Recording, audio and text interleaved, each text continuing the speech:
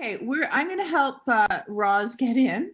Um, and I think we need to start because we know that we use every second of the time that we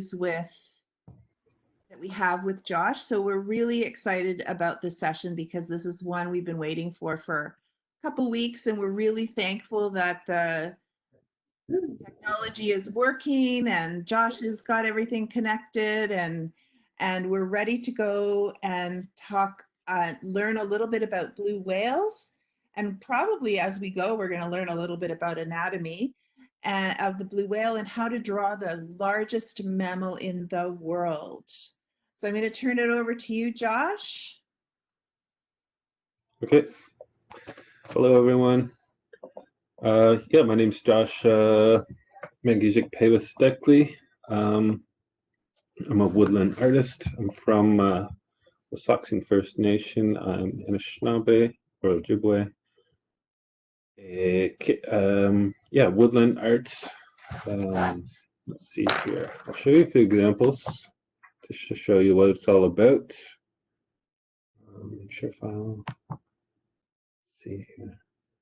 I think I have to switch to my other camera first. I just gave you access to share. You should be, yeah, there we go. Okay. Hello, that's me. All right, so let's see here. So here's a digitally created woodland piece of artwork. You'll see the characteristics of the woodland style. It usually has like this heavy black outline, just outlining every single shape of the body, and then it cuts in and creates smaller shapes as well. And then there's just like usually pattern work within the shapes. This piece in particular has a lot of textures, and I put these textures in digitally. Usually woodland artwork is, you'll see it a lot as paintings and acrylic paintings. But I think there's a lot of artists that are trying to use different medias or different mediums and trying to expand what you can do with woodland art. So it's really cool to see. There's a lot of growth within the style, and a lot of artists are taking it in different directions and making really, really wonderful artwork with it. You can see it in this one also. It has like these circles in the background. So these usually represent spirits. And it has like these connecting lines between them to show that all these spirits are connected. And sort of everything, every living thing is connected within the natural world. So yeah, here's a bear in the woodland style. Same sort of thing. It's like 2D and two-dimensional, heavy black outlines, like the beautiful, like bright colors within, or these ones have more natural colors, but it's usually really bright colors. And then like, yeah, just the simple pattern work within each shape that the black outlines create. And you can see this bear here, he has some like pretty big claws. So a lot of like, just like the details are accentuated. So like his claws are a lot bigger than you'd actually see in a normal bear, or like his teeth as well. And that's really the fun part of woodland artwork is you could create all these cool looking animals and just really just have fun with drawing it. It doesn't have to be like exactly look like the animal it represents. Yeah. So yeah, here's another one. It's just a bear, or yeah, bear with a boy sitting on the bear and a little crow and some plants as well. So yeah, these colors are very bright in this one. So this one's a little simpler, just two colors. So yeah, this is a thunderbird and a serpent fighting it out. And then this is a picture. This character is called Mishibos.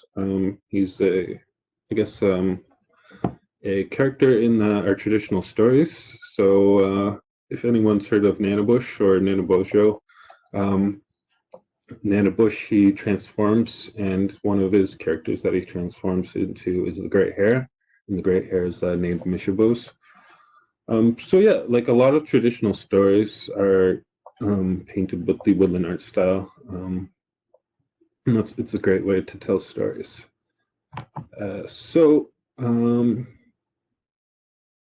you, these are some of the pieces I'm working on now. So I'm working on a children's book.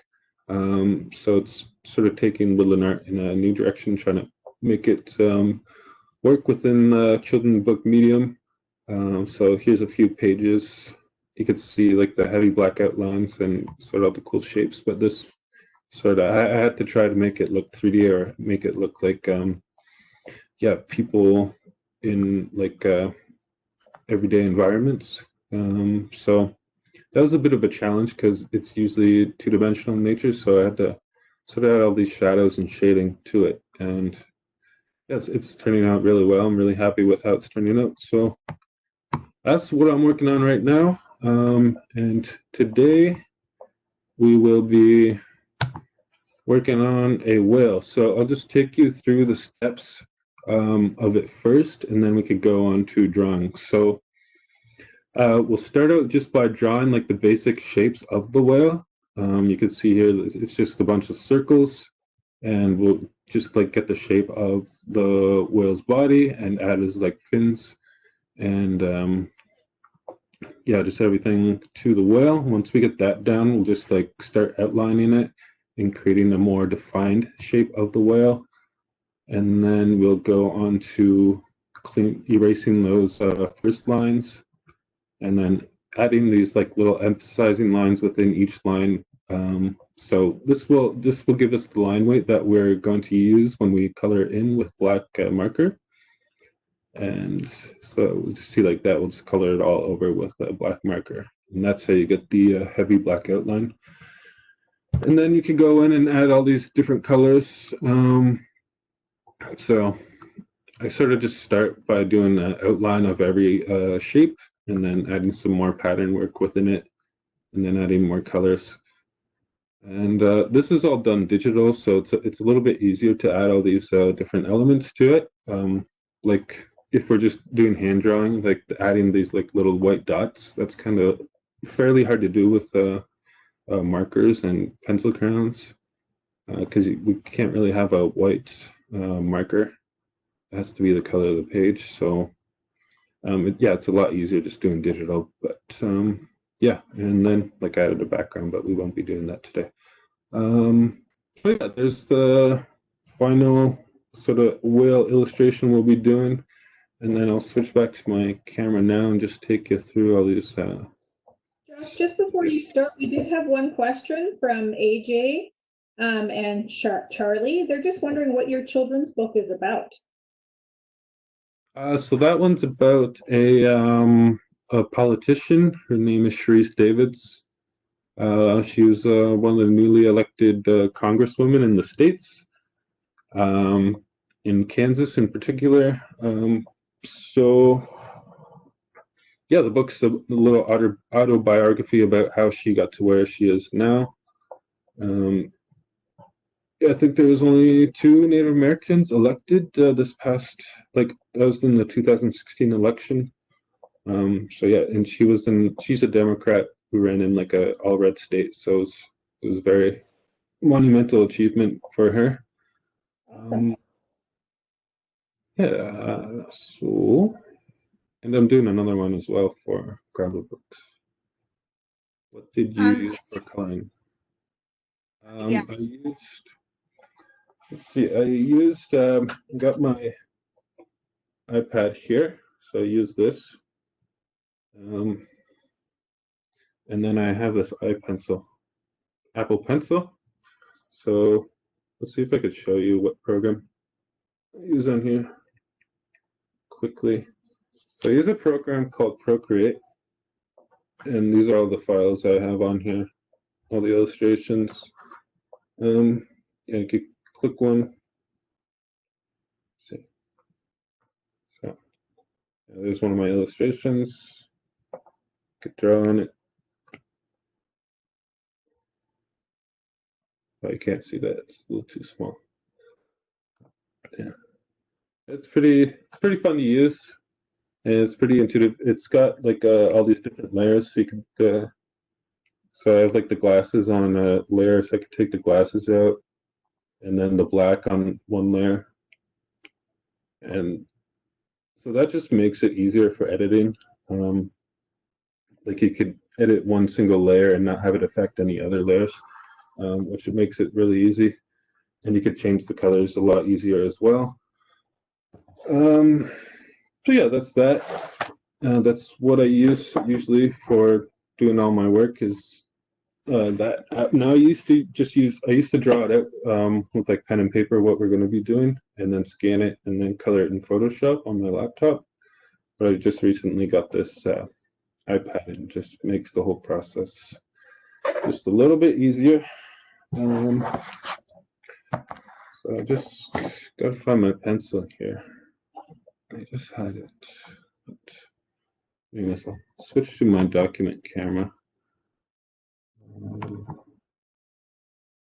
And Josh, since I just made your webpage last night, would you be willing to share that final picture of the whale so that I can add that as well? Yeah, send it. Like, you want me to send it to you through email? Yes, please. And I'll just add it to all your other resources that the students have been looking at. Okay. Yeah, I can do that for sure. All right. Just let me seem to have misplaced my pencil. Okay. All right, so we'll be starting out with that first process just to get the shape of the whale.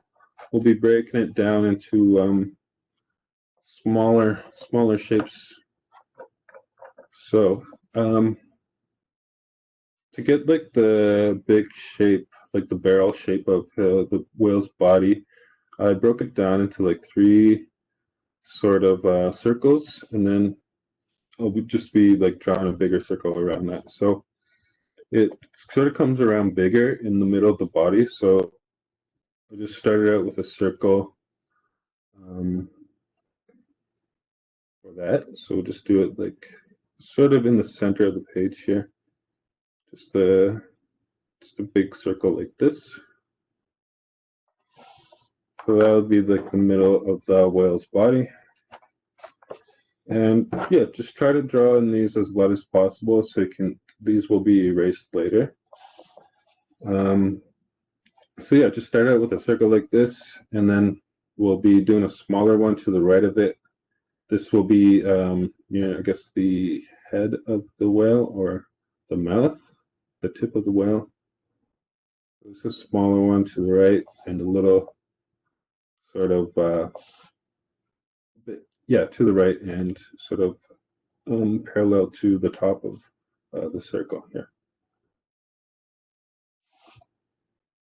So you'll have 2 circles like that, and then just on the other one on this side of the page, closer to the edge here.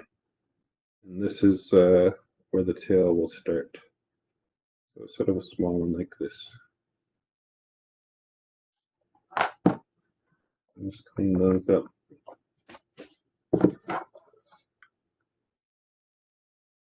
So these are, I guess, the 3 points on the whale's body. So is the middle of his body, like the tip of his head, and where his tail starts.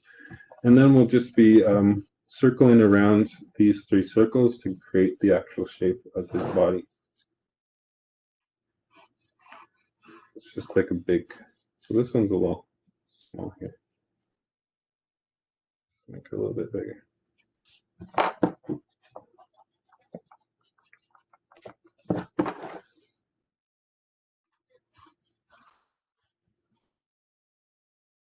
So it's just sort of a big oval shape.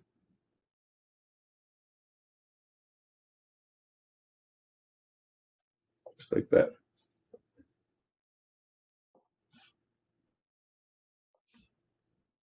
Let's see this starting to take shape now.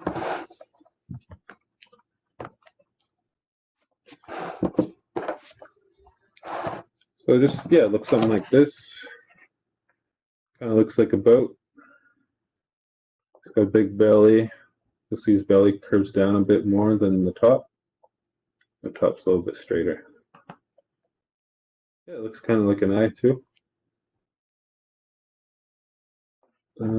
Yeah, then once you have that done, we'll start out with drawing the big fins in the front. So they sort of start around here, and the front one comes, yeah, down this way. So these are just two big oval shapes. One here, and the other one. So coming up over here.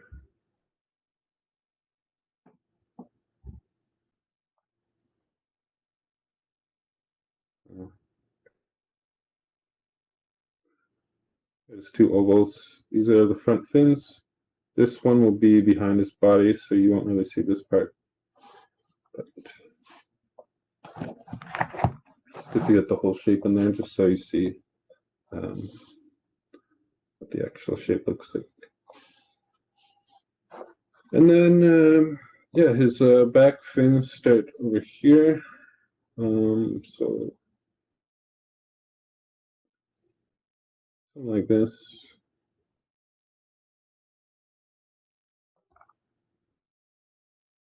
And then another one here.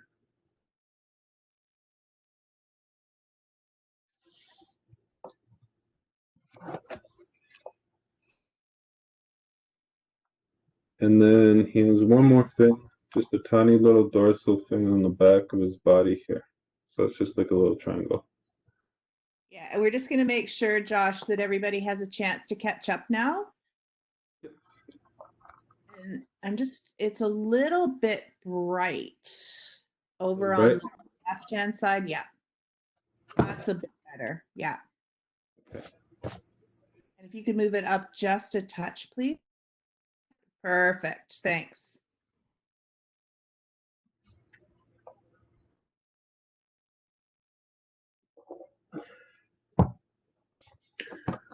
Yeah, so this is a good way to sort of learn how to draw, is to just try to see the basic shapes in certain things. So, and then just try to break it down into these shapes, because that makes it a lot easier to sort of draw just the outline of things. And once you get this down, once you're able to see like the shapes inside of certain things, you can break it down into those shapes and then learn how to draw over top of it. Now, Josh, is that something they teach at art school? Because every single artist we've had here, whether they're graphic designers or, model creators or even animators, they all use a very similar technique. Is that something that you learn when you first become an artist? Like if you're going to school or anything like that? Yep. Yeah, it definitely is. Yeah, especially for animation, they'll have you. It's a lot easier to start out quickly just doing like the whole animation with just what we have here, and they'll do like every single frame just this, and then they'll build over top of it once they have the whole animation done. It's really neat because it really breaks it down easier, and I think it gives the kids confidence to feel like, okay, I could do this if I can see a few shapes in the image. It's really good. It's really neat. Mm-hmm. Yeah, and everything is every single thing is just built up of all these basic shapes, and if you could see all these shapes within it, it definitely makes drawing a whole lot easier.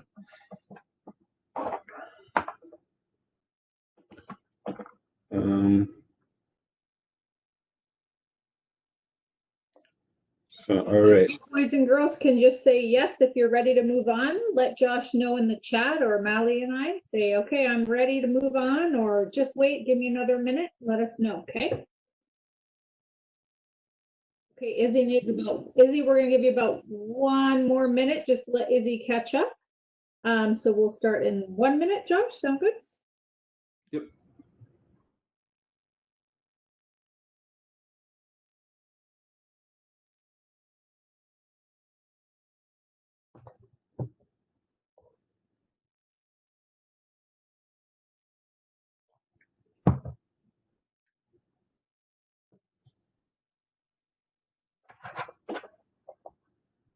So Josh, we can probably go. Most students are ready, and we'll always give you an opportunity to catch up.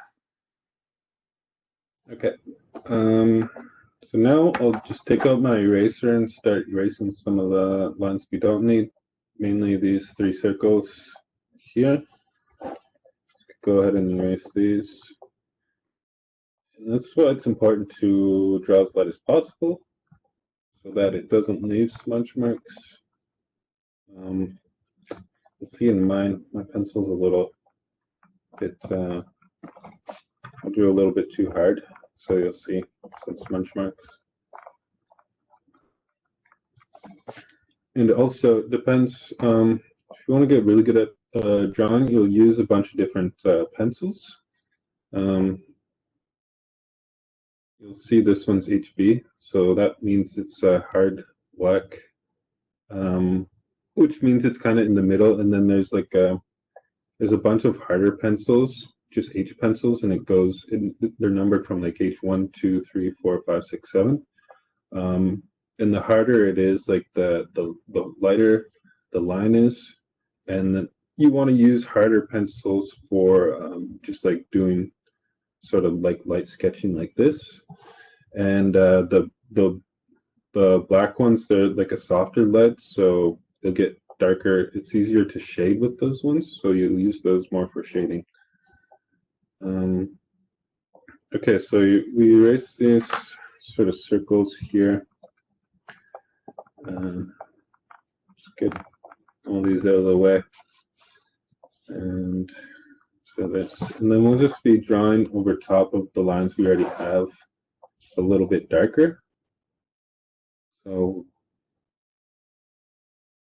go around here, and the fin comes out a little bit further past the circle here, so the actual shape of the fin, so it comes out to a point more. So we'll just be adding all these little extra details through as we go along. So yeah, this fin is behind the body, so we won't draw the top part of it.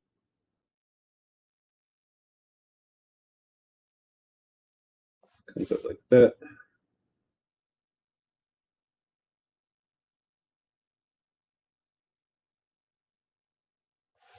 So yeah, you'll notice the fins have a little point just at the end.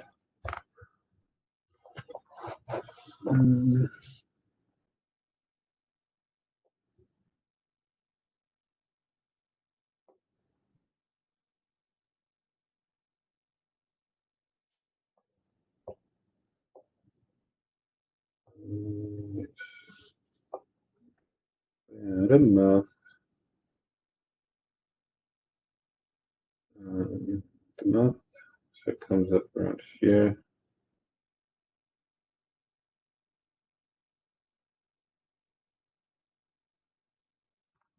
Just like that.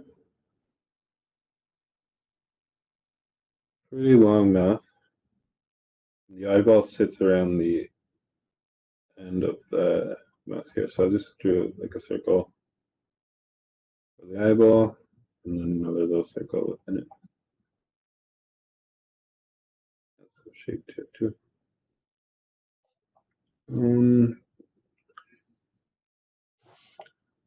Yeah, then we'll just go around and draw over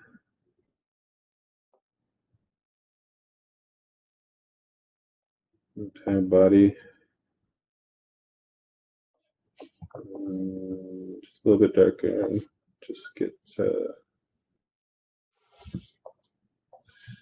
all sort of drawn in later. So the back, I forget how I had it drawn in my sketch here. Right, so I had this one come up front.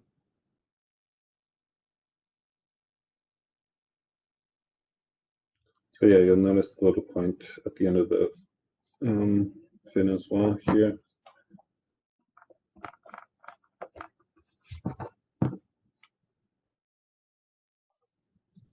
And the back one.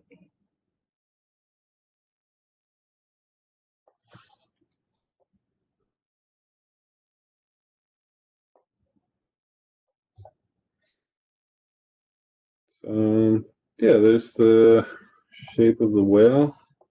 Got it all there. And then I broke it down into a few smaller shapes. So I have this line coming down through the entire body.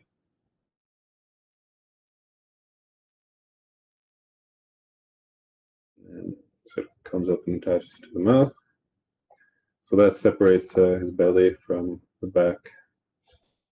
And then I have the back broken up into a couple smaller shapes as well.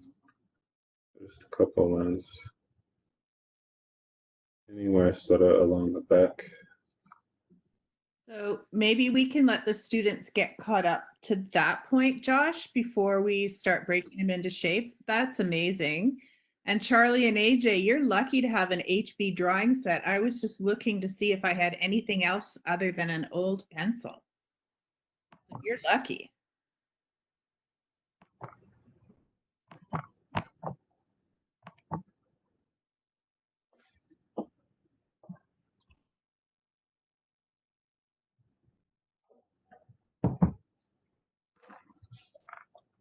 Okay. And while we're waiting, you could just go in and erase all of these lines that you don't need. Just clean them up a little bit.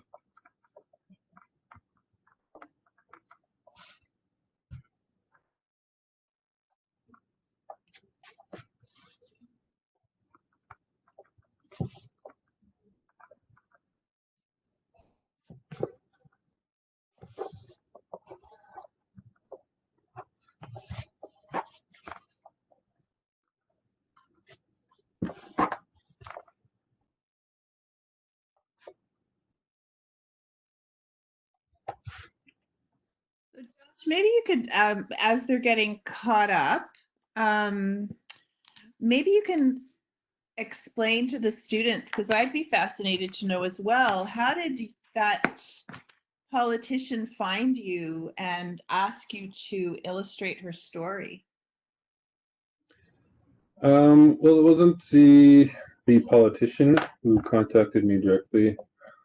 It was actually through my agent. So I have a literary agent who found me and wanted to represent me last year. And so she asked me to put together just like a little portfolio of work to show to different publishers. So yeah, this politician, she's Ho Chunk, which is closely related to the Anishinaabe people. They're just over the border, yeah, in Kansas and like Ohio. And yeah, like the publisher is HarperCollins, and they were looking for an illustrator still. And they saw, I guess, yeah, my agent was talking to them and showed them my work, and they said they're interested in me. So they asked me to draw like a sample. So they showed me like all the writing of it and asked me to pick a page and draw a sample. So I needed to show them like a sketch of one spread and then a fully colored spread as well. And then if they liked the sample, which they did, we moved forward and signed the contract and got the deal together. And that's how, yeah, that's how it went down, anyways. And how long does it take to illustrate a children's book? A few months. There's a few different stages we go through. So you have to send in the thumbnails first. So the thumbnails are just like tiny little drawings, just like little rectangles of just the basic, I guess, like elements that will be in the page. And then once you send through all the thumbnails and they're approving of that, we move on to like the roughs. So we send in the rough drawings. So the roughs will just be like a pencil and maybe some like light shading in them as well. And then they'll give you feedback, and once you get all the feedback and make the changes, and send those in again, and just repeat that until they're happy with the roughs, and then you can move on to the finals. And it's pretty much the same process again. Once you finish them, send them in for feedback, and just make changes, make the edits, and then until you get them right, or until they're happy with how everything looks. And Elena says she's creating a comic book right now, and I know that Kerrigan's writing a book right now. So that's all excellent information for our budding artists and authors to know that, you know, it takes time, and it also takes practice and editing. Yeah, definitely. Okay, and Charlie's writing a book as well. Wow, you guys are amazing. Now, this is a great time in history to be writing books because we have time, and we have time to learn from authors and illustrators. So, okay, and Tanya's doing a cartoon. That's awesome, guys. So, Josh, it looks like everyone's ready to go forward to the next step. Okay. Yeah, so I've broken it down into smaller shapes. I'm just going to add one more on the back here. And that'll be it. And then we'll just be thickening up every single line, so they're a little bit heavier. So I do that just by drawing another line right beside the one we already have within every single shape. So just go around and draw another line, just a couple millimeters within the first one you have there. And just go all the way around. And then, yeah, this will be creating the line weight that we'll be using, or we'll be filling in with our marker afterwards. So just like that. And if a line already has it on one side, you don't have to do it on the other side. So be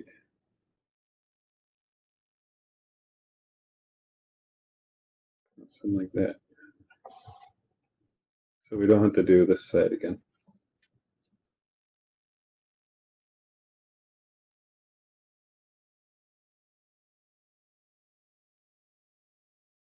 And then we'll just be doing that for every single shape. Josh, what about around the mouth? Do you do like a thick line on both sides of the mouth?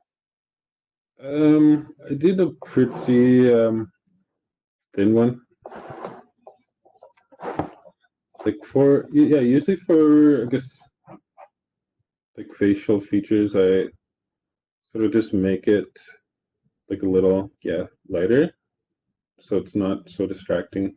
You could kind of see like the two lines together, but just a little bit closer together. The mouth, like his teeth are kind of like, they're almost like really thick hairs, because they're used to sort of filter out all the I guess all the bacteria and stuff that's in the water. So it's like just hairs like that.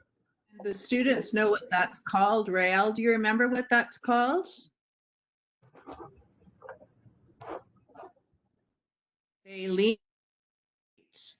And what is it similar to on our bodies?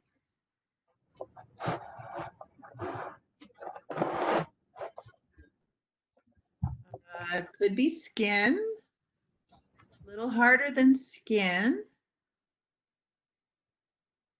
Covers up the skin on your fingers and toes. Fingernails, that's right. So baleen feels just like that.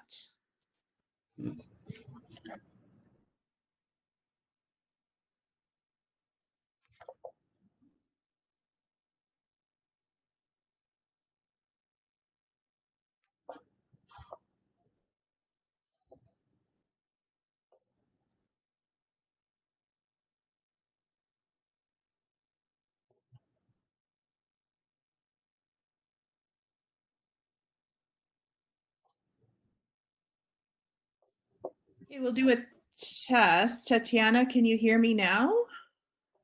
Josh is drawing, so he's not speaking. Yeah, I'm still here. See. Yeah. Yeah. No, Tatiana can't hear, but we'll get her fixed up. Okay.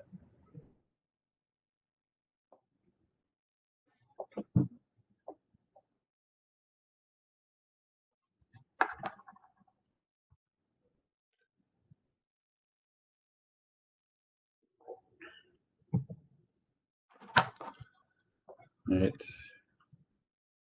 So yeah, added a little bit more, I guess, weight just to the bottom of these spins. That's just more of a, I guess, artistic choice.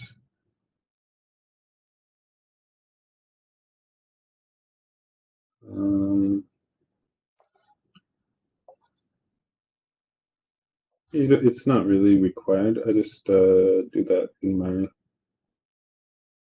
usually something I do in my drawings, depending on the animal. Like usually, yeah, I'll have their feet black, with black hair. Like that.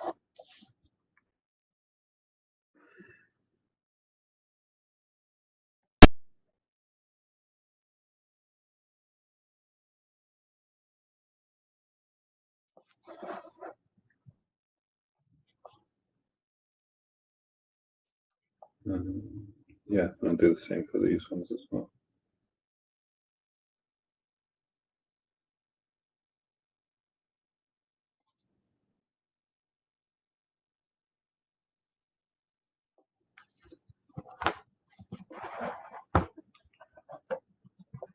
There he is, all outlined.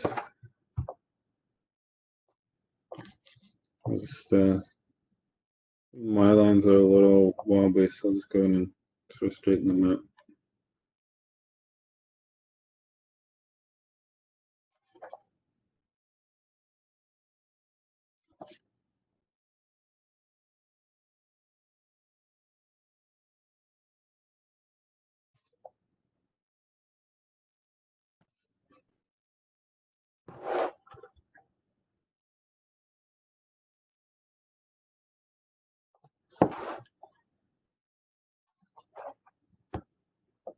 Just while people are catching up, Josh, do you have, like, I know you were saying you get lots of criticism and feedback. Is there a particular skill that you use to be able to handle taking all that criticism and feedback? I know because art is so personal, or do you just treat it like a job? And Yeah, mostly I just treat it like a job. I personally don't get affected by criticism too much. I guess it's really depending on on the work that I do. Like if I'm painting, like paintings that are usually more like personal pieces for me, and if people like critique those, um, I don't know, it kind of affects me more. But like I definitely understand, like artwork's really subjective, and yeah, people don't always. Yeah, it's like, yeah, if something looks good. If something looks good to you, it could look give a completely different feeling to somebody else. So not everybody. It's impossible to be right about art, or it's impossible to be right about like what is good art, because it is all subjective. It's all depends on the person. So for me, like if somebody doesn't like my art, it doesn't. I try to tell myself it doesn't matter, because there's plenty of people who do love my artwork, and I personally love my artwork. So yeah, I'm pretty happy with it, and that helps me if I just like sort of understand that. But yeah, for work, when I get feedback, I usually just make the changes and go with it, because it is just really is just a job, and Not trying to sort of argue with people. Yeah.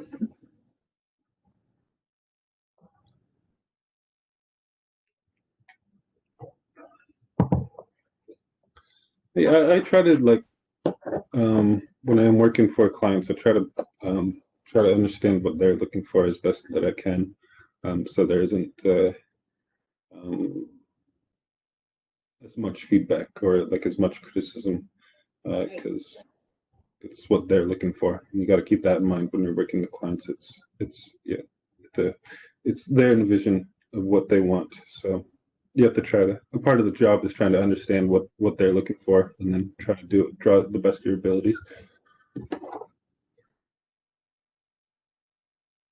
And really, they're not going to seek, they seek you out because they like your work. So that's helpful too. Mm-hmm. Great. How's everybody doing? Does anybody want to let us know how you're feeling? If you are ready to move on, or All good. Already. All right. So yeah, well, basically this stage will be taking out our Sharpies, black markers, and then we'll just be drawing over in between the two lines. And just trying to stay in between the two lines as best as we can. And just taking our time with it, because we can't erase these markers. And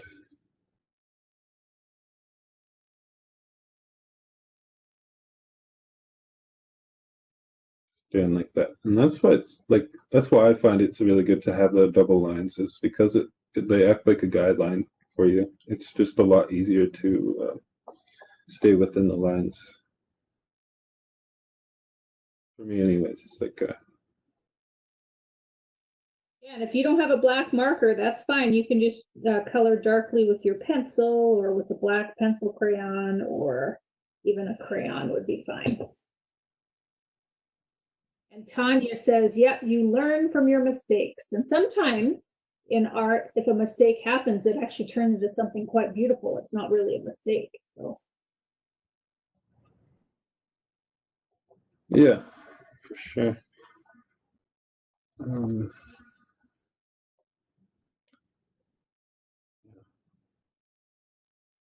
gonna say, I wanted to add something to that. Can't really think of it right now.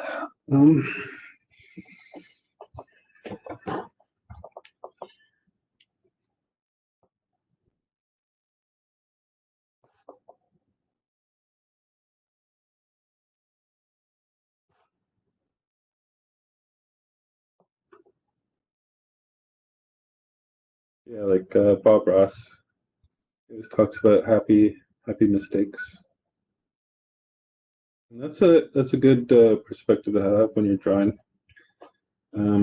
Just makes things a whole lot easier because yeah, just creating art, it's supposed to be fun. It's supposed to be enjoyable. Um, and yeah, you're eventually going to make some mistakes. So instead of looking at it as something that's bad, and changing that perspective so that it's something good, you're going to enjoy. You're going to enjoy yourself a whole lot more.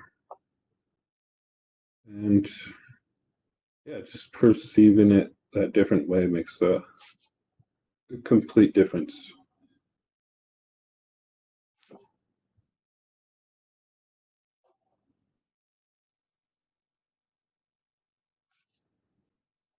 And like I was saying before, with how art is subjective, there really is no bad art, you know, like as long as you're creating and making something, it's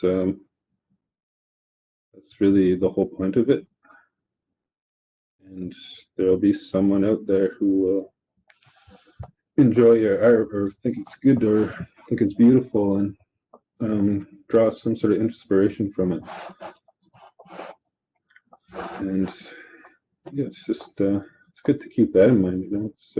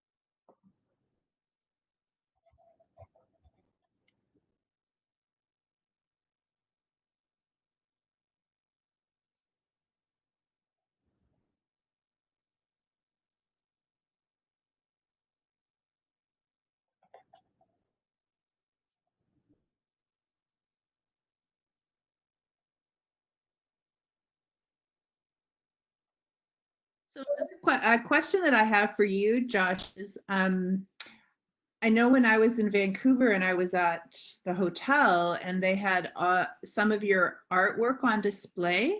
How does an artist go about getting his work seen by others? That's a really good question. For me, I personally don't go out looking for galleries to showcase my artwork, but there's a lot of artists who do that, and that's pretty much the best way to do it, I guess, is to put yourself out there and sort of you have to, I guess, learn to document your artwork and take really good photos of it and build a portfolio. And you'll use this portfolio to just go around and show different, I guess, curators and gallery owners. And like a lot of artists I know, they'll go to different galleries and just negotiate with them different prices. So usually the way galleries work is they'll take your work on consignment, and what consignment means is they won't buy your artwork outright, but they'll hang it in their gallery, and when it sells, they'll take a portion of the profit that they make. And so they usually take about 40%, and that's why I don't usually like working with galleries, because they take a lot of money from you. But at the same time, people get to see your work. So if you're sort of okay with that, or okay with that trade-off, then it's good. But for me personally, I could just as easily show my work on Instagram or social media. So for me, it doesn't really, not really that necessary to have my work in a gallery. Yeah, it really depends on what you want to be as an artist. If you want to be like a fine artist who has their artwork shown in galleries across Canada or States, you will want to go out and do all these things. As well, like, yeah, for me personally, like, I always held the belief that if I just focused on my artwork and made really good artwork, people will come looking for me. And I'm usually like a very shy person and don't like, or just like a very introverted and don't like doing all that, like sort of going out and speaking with just gallery owners or clients and stuff. So yeah, I just try to do my work and make it the best that I can, and the work will, I just always told myself the work will come to me if I just focus on being like the best artist that I can be. And so far that's worked out for me. But I know it's very different for, I guess, yeah, different artists have had different stories and different pathways to success. So there's lots of different ways you could do it. And yeah, I had a show last year, just last September, at the Art Gallery of Sudbury, and for that one, I had to write a proposal and submit it to them. So I wrote like they usually, like, galleries will have guidelines for submission. So for this one, like, they'll have the guidelines on the website, or you message them over email and ask them if they have any sort of booklets or guidelines that they can follow, or you can follow. And then you just put together like yeah, your proposal, which usually consists of like a page of what you want to do with the space and some of your work, and that's usually pretty much. And then they'll look at it and go through the whole selection process And if they like it, then they'll contact you and try to work out a space to show your work.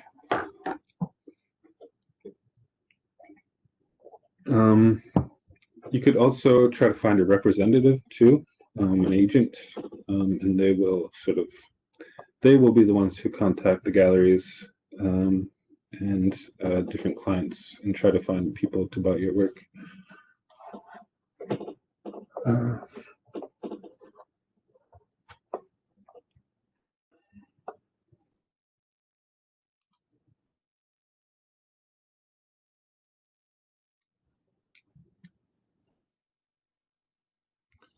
Yeah, got all the outlines done. I didn't draw on the teeth, the black marker, just because this marker is really thick. These lines are really thin. But I don't have my thinner marker on me, so it's just fine. This.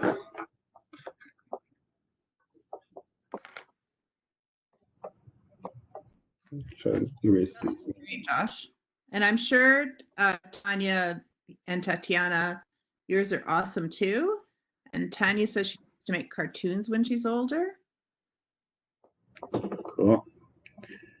Yeah. On Friday, we have Jamie coming back to do animation, so you might learn some tips.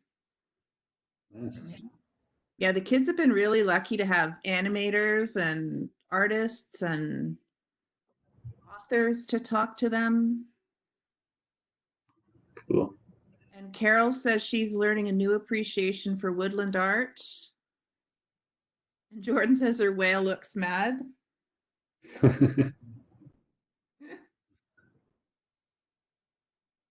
My whale looks mad too, Jordan. I'm gonna call him Grumpy Gus, maybe.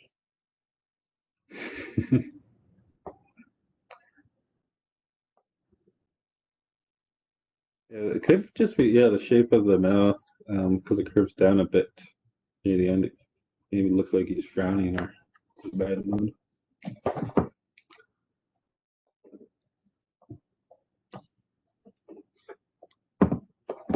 And of course, my friend Roz, hers is smiling and she thinks it's happy. I'm excited because Roz and I are going to have show and tell when we have our girlfriend meetings. Tatiana, your whale looked like a cat. Eddie's is happy. It looks like you guys are really enjoying your what you've created. So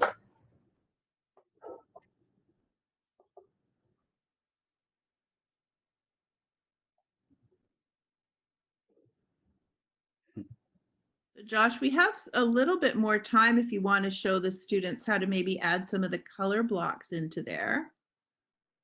Yep. Okay, so to start coloring it, I usually just start out with the color, any color really. For the illustration I showed you, the sample I showed you is a lot of blues, just because it's blue whale. But I'll use this orange one because it's bright. It's a lot easier to see. And I'll start by just outlining the inside of one of the shapes.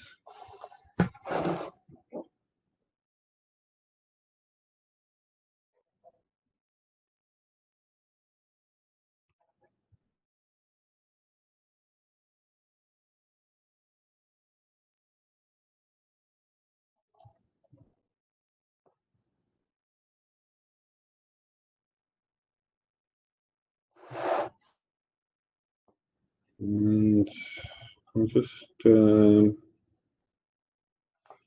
this for every single shape.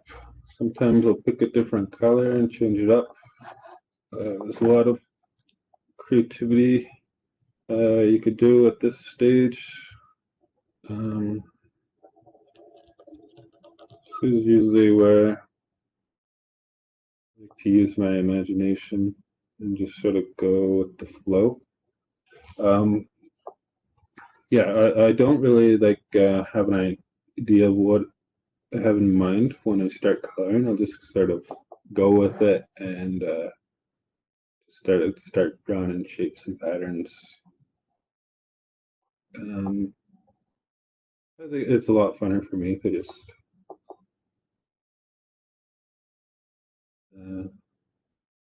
do it on a whim.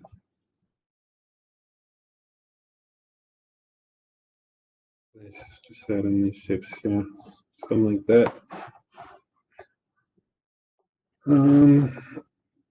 So add in like dividing lines as well. Just lines through it.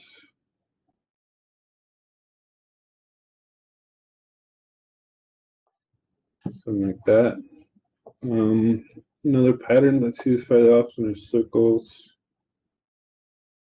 Just look at circles in the line.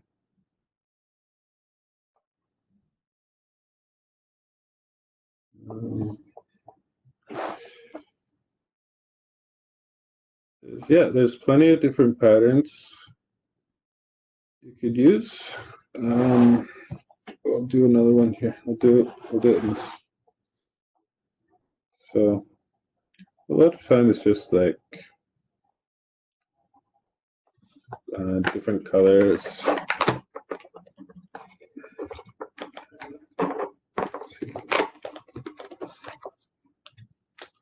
So you'll just be adding like same shape within those colors. Just a little bit smaller. Maybe breaking that down.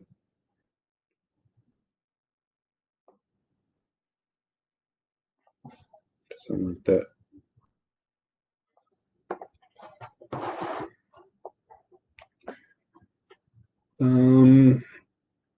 There's no just exact way to do any of this. Even just those circles, and yeah, if you want. If anybody wants to show Josh your drawing, just put in the chat that you want to, and I'll enable your camera. You can show Josh. I'm sure he would love to see where you're at.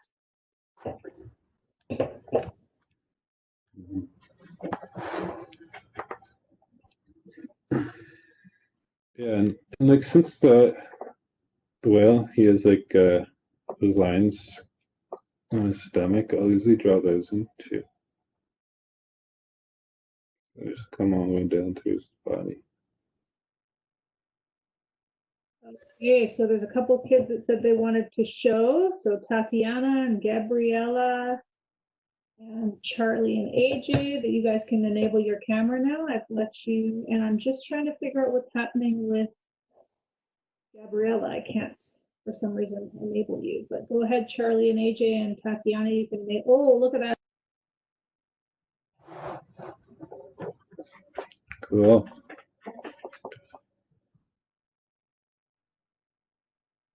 That looks awesome. Is there a way to make it bigger? It should be big for you, Josh. Let me just pin it. That's Tatiana. Can you see it bigger now? Yeah. Yeah, that looks great. That's Tatiana, and then I think Charlie and AJ are going to do theirs. Let's see. There we go. Oh, cool. Wow, guys. Those look awesome. Oh, there's AJ's. Whoa, look at those cool designs. Nice. Some realistic looking whales. Josh, do you have any feedback for them? Oh, they're beautiful. Love them. It's really very clever. Tanya wants to do hers too. If we can find Tanya. Maybe you guys can hold it up for just a little bit and I'm going to try and take a picture. Just hold it still, please. And Katie, you can hold yours up too. So Charlie and AJ and Tanya, come back, please. Katie, if you want to hold your whale up. Sure. Don't judge my grumpy whale. That's awesome. In there, guys. They're awesome. Oh, there's Oh. Tanya. Okay. Okay. Keep it up.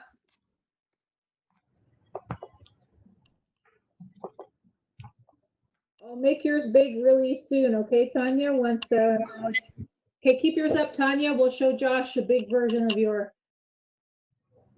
Hang on. There it is. Oh, that's awesome. These are amazing. Beautiful. Good job, you guys. I like the blue and orange. That's awesome. It's a good combo. It's one of my favorite combos, blue and orange.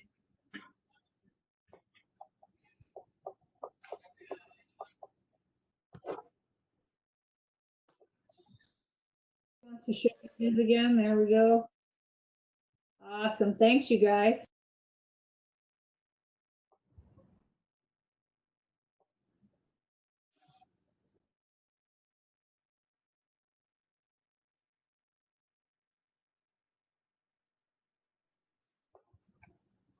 Nice to see everybody working in the background there. Oh, I like what you're doing there, Josh, with the stripes.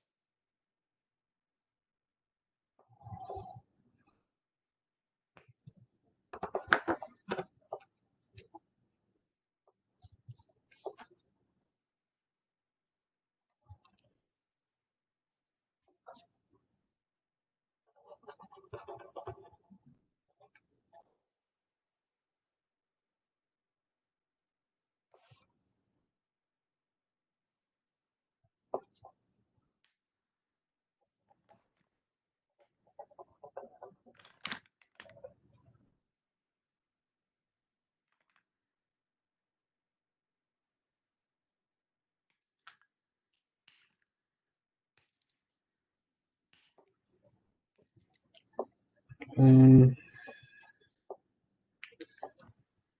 that's basically it.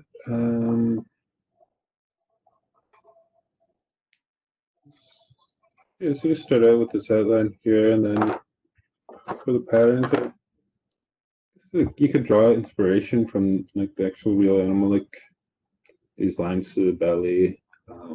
For like a wolf or something, like I'll have like a like in his belly, like I'll have like a circle with some dots in it. So it's like it's a lot like sometimes like like a X-ray. It's been used quite a bit to describe woodland art. So it's kind of looks like an X-ray drawing sometimes because and it really depends on the artist too. Like there's a famous woodland artist. His name is Carl Ray, and he like has perfected, or he perfected pretty much the X-ray sort of look.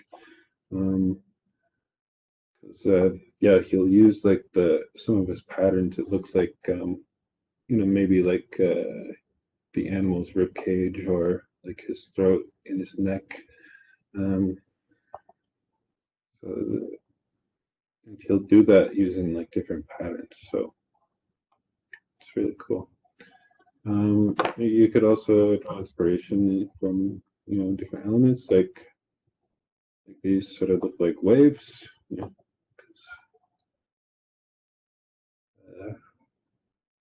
Well, swimming water.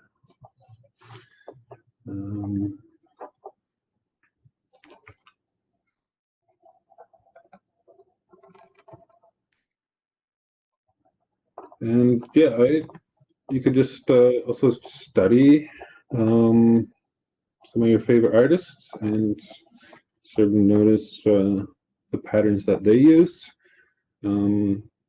Like one of my favorite artists is Norval Morso, and he's the grandfather of woodland art. So he's the one who actually created the style.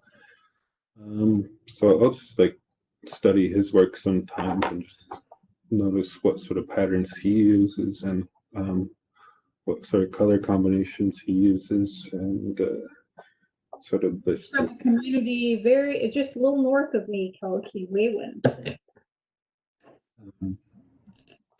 Yeah, it's definitely one of the best ways to learn is to just like studying from your idols or inspirations.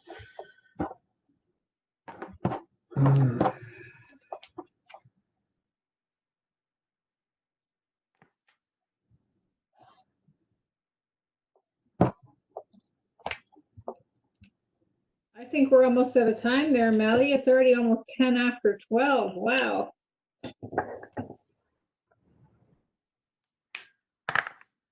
No.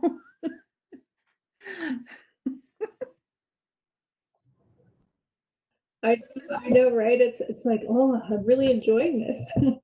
Yeah, this felt really good. We haven't had a lot of time to participate in the drawing sessions, Josh. Oh yeah.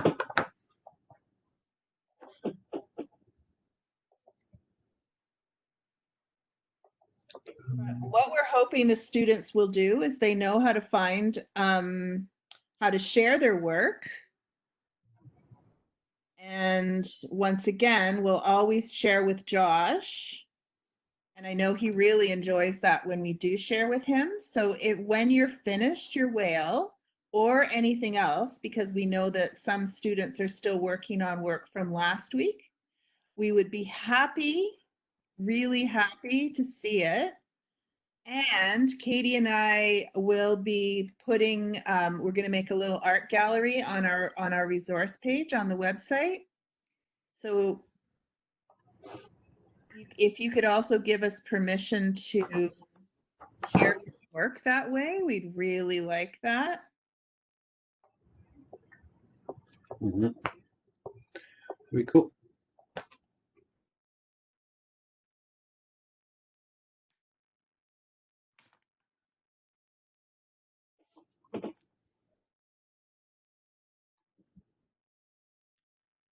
Yeah, we actually have to go to a volcano session right now.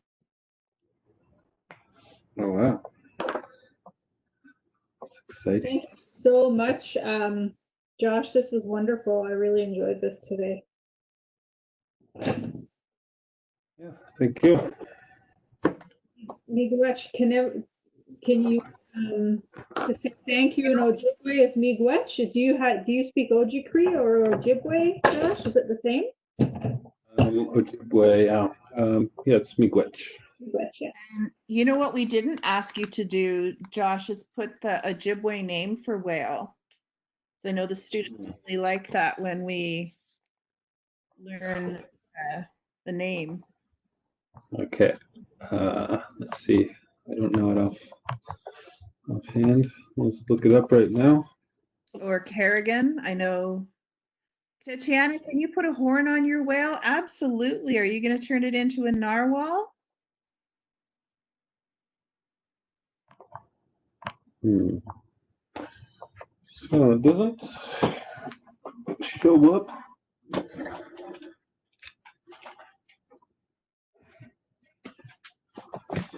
Doesn't show up in the online dictionary. Because there's no whales in the Great Lakes. But, No, there aren't. migrate from the East Coast though, down by Maine. So I feel like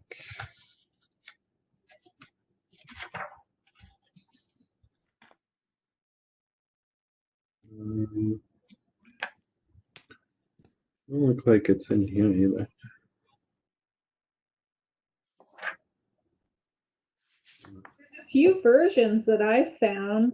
I'll put it in the chat, Josh, because I don't know if I can pronounce it, but these are the ones that I found.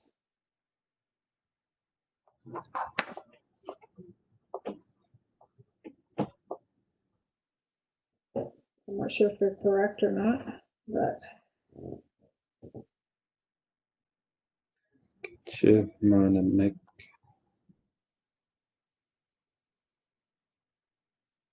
Chimanamekwak. Fish. Chigagoon, maybe? you're right, though. It probably just isn't in the language, really.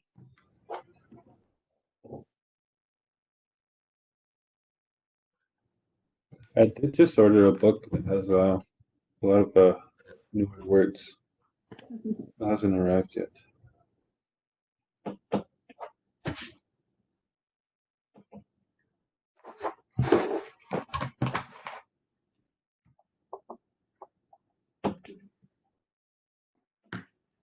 Well, Josh, I'm reluctant to say goodbye because I think everyone's had such a good time, and we're really looking forward to seeing them, and hopefully you'll give us permission to post them on the website just so that we can be inspired and encouraged by each other. Because sometimes when we're alone, we don't see what our friends are doing, and I think it's really good inspiration for all of us to see what we're doing. And I'm so grateful that you all joined us today. And we're going to see Josh again on Monday. Remember, Monday is May the 4th. So what day is it? May the 4th is, let's see if we can get it. Baby Yoda, but we're calling the day May the 4th. It's going to be a special day. Star Wars Day at Connected North at home. So we're really excited about Baby Yoda, like super excited. But Josh, this was beautiful and relaxing as always. So thank you so, so, so much. Mhm. We've got Josh's cousin this afternoon doing some drumming and singing with us. Welcome on. Yep, Jordan, may the 4th be with you. Yay, Baby Yoda. Yeah, Walkman's doing some drumming and singing and dancing, guys. I know that Gabriella and Gabby asked for that. So we better go because we're going to meet our volcano specialist. And thank you so much, Josh. Thank you, everyone. Thanks for joining me. Bye, everybody. My pleasure. Bye, guys.